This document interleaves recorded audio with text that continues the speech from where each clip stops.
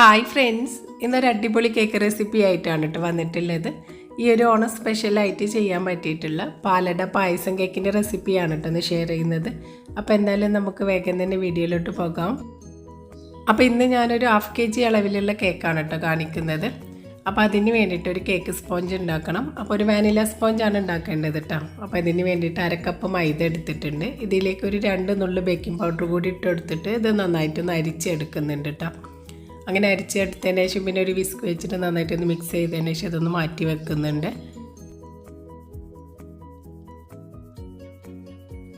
അടുത്തതായിട്ട് ഒരു ബൗളിലേക്ക് 2 എഗ്ഗ് പൊട്ടിച്ച് ഒഴിച്ചിട്ടുണ്ട്. ഇതിലേക്ക് 1 നുള്ളു ഉപ്പും 1/2 ടീസ്പൂണ് വാനില എസൻസും 1/2 കപ്പ് പൊടിച്ച പഞ്ചസാര കൂടി ഇട്ട് കൊടുക്കുന്നുണ്ട്. എന്നിട്ട് ഇനി ഈ എഗ്ഗ് നല്ല പോലെ തന്നെ ഒന്ന് ബീറ്റ് ചെയ്തെടുക്കാം.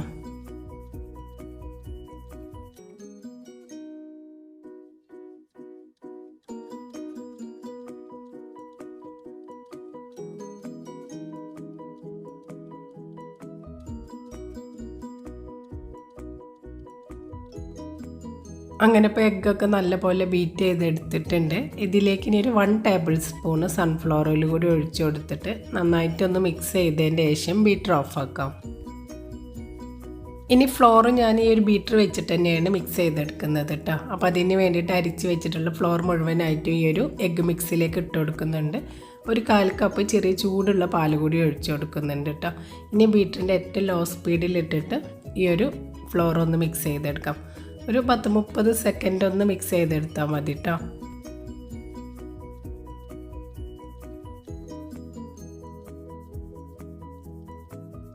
ഇനി ഒരു സ്പാറ്റുല വെച്ചിട്ട് ഒരു ബൗളിൻ്റെ സൈഡിൽ മിക്സ് ആവാത്ത ഫ്ലോറൊക്കെ ഒന്നുകൂടെ ഒന്ന് മിക്സ് ചെയ്തെടുക്കുന്നുണ്ട് കേട്ടോ. ഇനി കേക്ക് ബേക്ക് ചെയ്യാനായിട്ട് ഞാൻ 6 ഇഞ്ചിൻ്റെ കേക്ക് ടിന്നാണ് എടുത്തിട്ടുള്ളത്. അതിൻ്റെ ഉള്ളിൽ കുറച്ച് ഓയിൽ ബ്രഷ് ചെയ്തിട്ട് ബട്ടർ പേപ്പർ വെച്ച് കൊടുത്തിട്ടുണ്ട് കേട്ടോ. അപ്പോൾ ഞാനിവിടെ 2 കേക്ക് ടിൻ എടുത്തിട്ടുണ്ട് കേട്ടോ. എനിക്ക് വേഗം ബേക്കിങ് കഴിയാൻ വേണ്ടിയിട്ടാണ് അങ്ങനെ എടുത്തിട്ടുള്ളത്. അതിൻ്റെ ആവശ്യമൊന്നുമില്ല കേട്ടോ. ഒറ്റ കേക്ക് ടിൻ എടുത്താൽ മതി. അപ്പോൾ ഒരു കേക്ക് ടിന്നിൽ പകുതി ബാറ്റർ ഒഴിച്ച് കൊടുക്കുന്നുണ്ട്. അതിൽ നിന്ന് 2 ലെയർ കേക്ക് കട്ട് ചെയ്തെടുക്കാം. പിന്നെ ഒരു ലെയറിനുള്ളത് ഒരു കേക്ക് ടിന്നിൽ ഒഴിച്ച് കൊടുക്കുകയാണ് കേട്ടോ. ഇനിയിപ്പോൾ ഞാൻ കേക്ക് ഓവനിലാണ് ബേക്ക് ചെയ്തെടുക്കുന്നത്. അപ്പോൾ 200 ഡിഗ്രി സെൽഷ്യസിൽ 10 മിനിറ്റ് പ്രീ ഹീറ്റ് ചെയ്ത ഓവനിൽ 160 ഡിഗ്രിയിലൊരു 15 മിനിറ്റാണ് കേട്ടോ ഈ ഒരു കേക്ക് ബേക്ക് ചെയ്യാനായിട്ട് വെക്കുന്നത്. ഒരു ലെയർ കേക്കിൻ്റെത് ഒരു 10 മിനിറ്റ് ആകുമ്പോൾ തന്നെ ബേക്കായി കിട്ടിയിട്ടുണ്ടായിരുന്നു കേട്ടോ. അങ്ങനെ ഒരു 15 മിനിറ്റ് ഒക്കെ ആയപ്പോഴേക്കും 2 കേക്ക് ഇവിടെ റെഡി ആയിട്ടുണ്ട്. ഇനി ഇത് ചൂടാറാനായിട്ടൊന്ന് വെയിറ്റ് ചെയ്യാം. അപ്പോൾ ഇതിൽ പറയാൻ വിട്ടുപോയിട്ടുള്ളൊരു കാര്യം, ബാറ്റർ കേക്ക് ടിന്നിൽ ഒഴിച്ചതിന് ശേഷം ടാപ്പ് ചെയ്ത ശേഷം മാത്രമേ ബേക്ക് ചെയ്യാനായിട്ട് പാടുള്ളൂ. അടുത്തതായിട്ട് പായസം ഉണ്ടാക്കാൻ വേണ്ടിയിട്ട് ഇതുപോലെ ഒരു പായസം മിക്സ് വെച്ചിട്ടാണ് ഇപ്പോൾ ഞാൻ ഉണ്ടാക്കിയിട്ടുള്ളത് കേട്ടോ. അപ്പോൾ ഏത് കമ്പനീൻ്റെ വേണമെങ്കിലും എടുക്കാം. അപ്പോൾ ഈ ഒരു പാക്കറ്റിൻ്റെ പുറത്ത് എഴുതിയിട്ടുണ്ടാവും അങ്ങനെ പായസം റെഡിയാക്കണ്ടേന്ന്. ആ രീതിയിൽ ഇപ്പോൾ ഞാനിവിടെ പായസം റെഡിയാക്കി എടുത്തിട്ടുണ്ട്. അപ്പോൾ കേക്കിന് വേണ്ടിയിട്ട് പായസം ഉണ്ടാക്കുമ്പോൾ ശ്രദ്ധിക്കേണ്ട കാര്യം എന്താണെന്ന് വെച്ചിട്ടുണ്ടെങ്കിൽ ഈ ഒരു തിക്നെസ്സിൽ വേണം റെഡിയാക്കാൻ വേണ്ടിയിട്ട് കേട്ടോ. അപ്പോൾ ഇതേറ്റ് ലാസ്റ്റ് സ്റ്റേജിലാണ് ഈ ഒരു തിക്നെസ്സിൽ കിട്ടുക. കാരണം ഒരു പാലൊക്കെ മുഴുവനായിട്ട് വറ്റി കഴിഞ്ഞാൽ ഇതുപോലെ തിക്കായിട്ട് കിട്ടുള്ളൂ കേട്ടോ. അതിന് മുൻപായിട്ട് കുറച്ച് നല്ലോണം കുറുകുന്നതിന് മുൻപായിട്ടുള്ള ഒരു സ്റ്റേജിലാണ് ഈ ഒരു പായസം വെറ്റ് ചെയ്യാനുള്ളത് എടുത്തിട്ടുള്ളത് കേട്ടോ. അപ്പോൾ ഒരു കുറച്ച് ലൂസായിട്ടുള്ള ആ ഒരു ടൈമിൽ കുറച്ച് പാൽ അരിപ്പയിലൂടെ അരിച്ചെടുത്താൽ മതി കേട്ടോ. ആവശ്യത്തിന് കേക്ക് വെറ്റ് ചെയ്യാനുള്ളത് അങ്ങനെ എടുത്തിട്ടുള്ളതാണ്.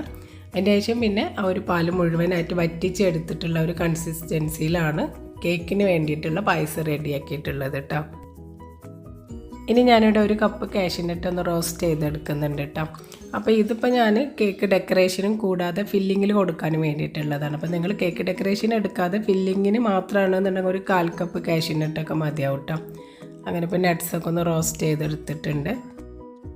ഇനി കേക്ക് ക്രം കോട്ട് ചെയ്യാനുള്ള ക്രീം എടുത്തിട്ടുണ്ട്. വിപ്പ് ചെയ്തിട്ടുള്ള ഒരു 2 സ്പാറ്റുല ക്രീം എടുത്തിട്ടുണ്ട് കേട്ടോ.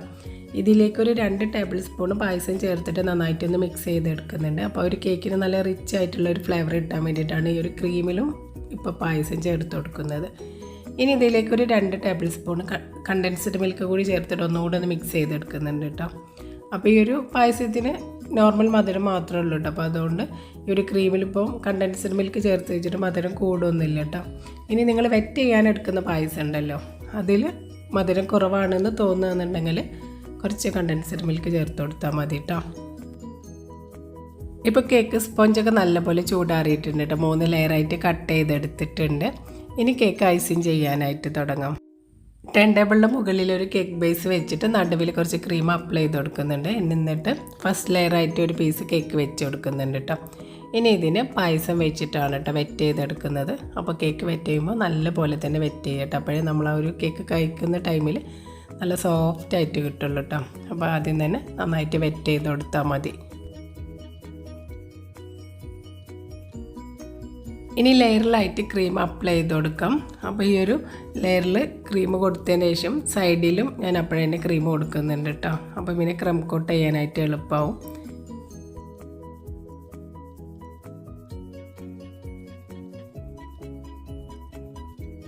ഇനി പൈപ്പിംഗ് ബാഗിൽ ക്രീം നിറച്ചിട്ട് കേക്കിൻ്റെ എഡ്ജിൽ ഇതുപോലെ ഇങ്ങനെ വരച്ച് കൊടുക്കുന്നുണ്ട് കേട്ടോ.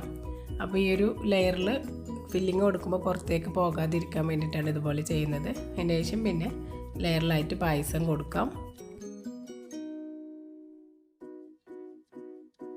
ഇനി പായസത്തിൻ്റെ മുകളിലായിട്ട് റോസ്റ്റ് ചെയ്തിട്ടുള്ള കാഷ്യൂനട്ട് കൂടി കൊടുക്കുന്നുണ്ട് കേട്ടോ. ഇനി ഇതേപോലെ തന്നെ ബാക്കി ലെയർ കേക്കും ചെയ്തെടുക്കാം.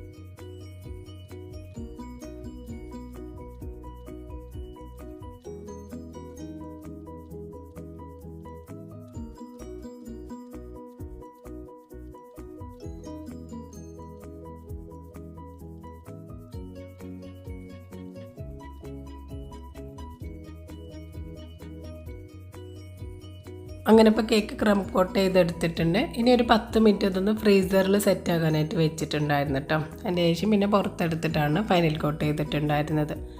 അപ്പോൾ ഫൈനൽ കോട്ട് ചെയ്യാൻ വേണ്ടിയിട്ട് എടുത്തിട്ടുള്ള ക്രീമിലും കുറച്ച് കണ്ടൻസ്ഡ് മിൽക്ക് കൊടുത്തിട്ടുണ്ട് കേട്ടോ. ഇനി കേക്കിൻ്റെ ടോപ്പിലും സൈഡിലും കുറച്ച് ക്രീം കൊടുത്തിട്ട് കേക്കൊന്ന് ഫിനിഷാക്കി എടുക്കാം.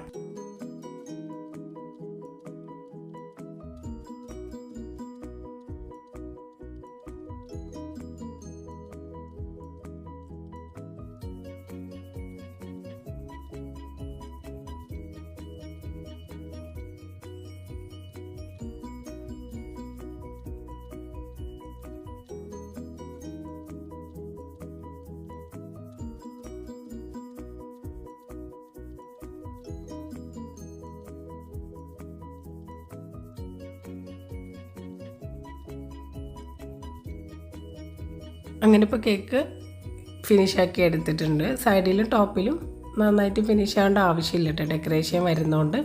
ഇനിയിപ്പോൾ സൈഡിൽ ഇതുപോലെ നേരത്തെ റോസ്റ്റ് ചെയ്ത് വെച്ചിട്ടുണ്ടായിരുന്ന കാഷ്യൂ നട്ട്സ് ഉണ്ടല്ലോ, അതിങ്ങനെ ഒട്ടിച്ച് കൊടുത്തിട്ടുണ്ട് കേട്ടോ മുഴുവനായിട്ടും. ഇനി ബാക്കി ഉണ്ടായിരുന്ന ക്രീം വെച്ചിട്ട് റോസറ്റ നോസിലാണ് കേട്ടോ എടുത്തിട്ടുള്ളത്.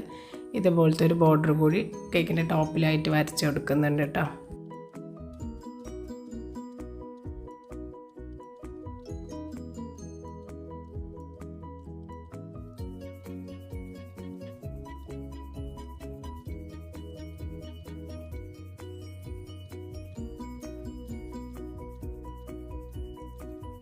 അങ്ങനെ ഇപ്പോൾ കേക്കിൽ ബോർഡറൊക്കെ വരച്ച് കഴിഞ്ഞിട്ടുണ്ട്. ഇനി സെൻട്രലായിട്ട് പായസമാണ് കേട്ടോ കൊടുക്കുന്നത്.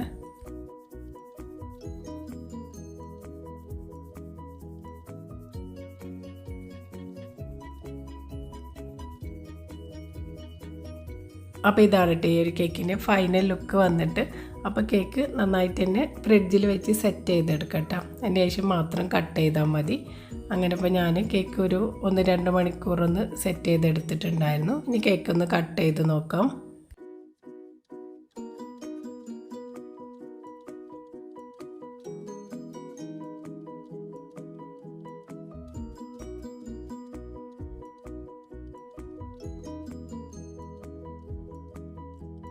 അപ്പോൾ നല്ല പെർഫെക്റ്റ് ആയിട്ട് തന്നെ ഈ ഒരു കേക്ക് ഇവിടെ റെഡി ആയിട്ടുണ്ട് കേട്ടോ. നല്ല ടേസ്റ്റി ആയിട്ടുള്ളൊരു കേക്കാണ്.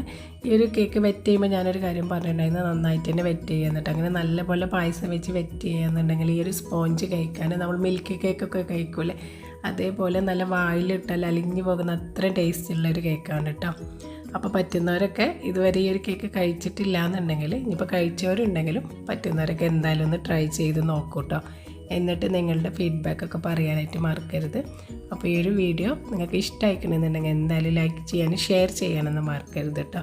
അതുപോലെ എൻ്റെ ചാനൽ സബ്സ്ക്രൈബ് ചെയ്യാത്ത കൂട്ടുകാരുണ്ടെങ്കിൽ ഒന്ന് സബ്സ്ക്രൈബ് കൂടി ചെയ്ത് സപ്പോർട്ട് ചെയ്യണേ. താങ്ക്